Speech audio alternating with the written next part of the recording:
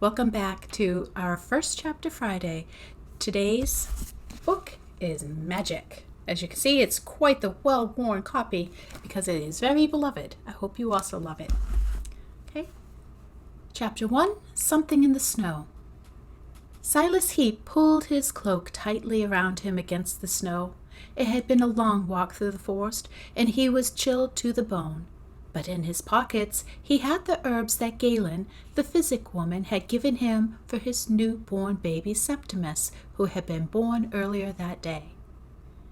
Silas drew closer to the castle, and he could see lights flickering through the trees as candles were placed in the windows of the tall, narrow houses clustered along the outside walls.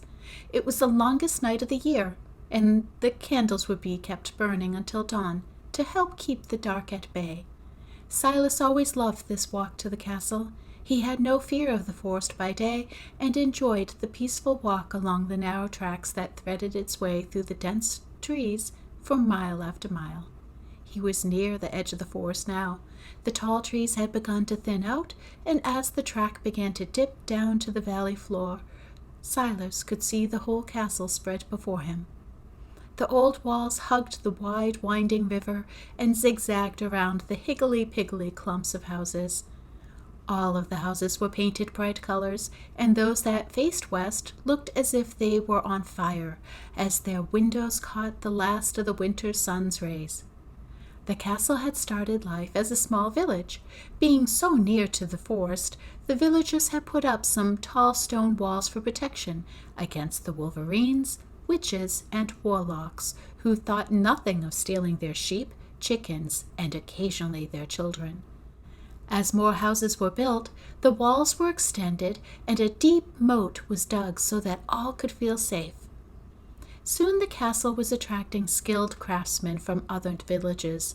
It grew and prospered, so much so that the inhabitants began to run out of space until someone decided to build the Ramblings.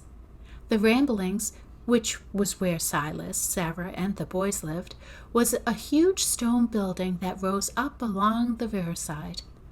It sprawled for 3 miles along the river and back again into the castle, and was a noisy, busy place filled with a warren of passages and rooms, with small factories, schools, and shops mixed in, with family rooms, tiny roof gardens, and even a theater.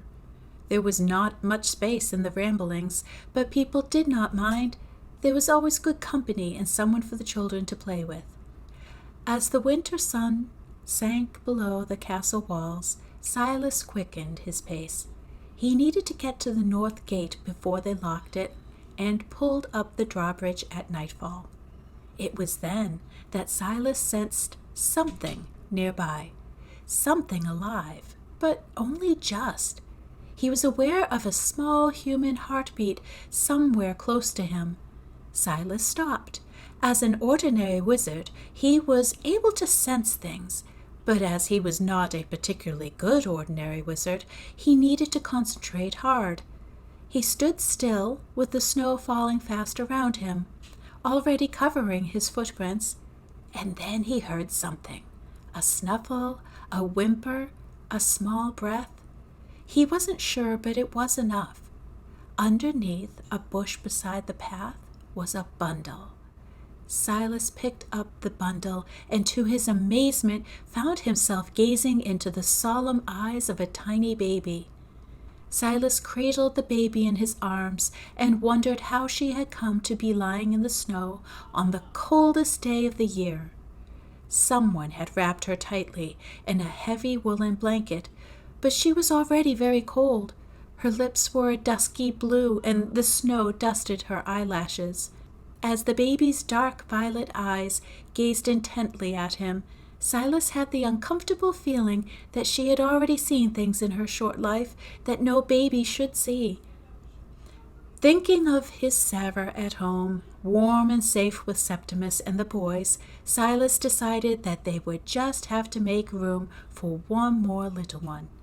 He carefully tucked the baby into his blue wizard cloak and held her close to him as he ran toward the castle gate.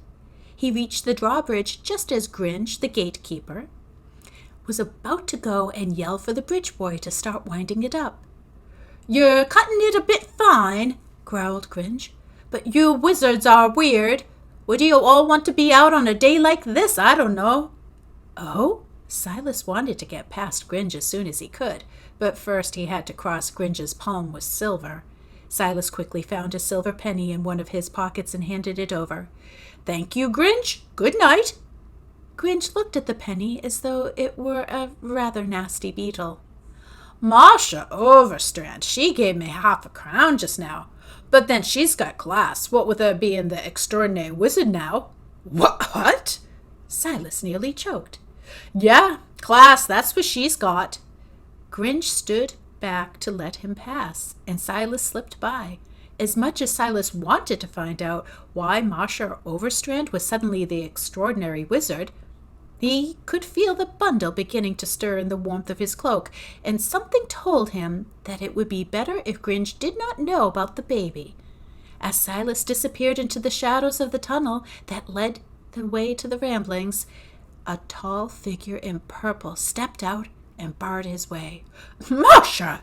gasped Silas. "What on earth?" "Tell no one you found her. She was born to you. Understand?"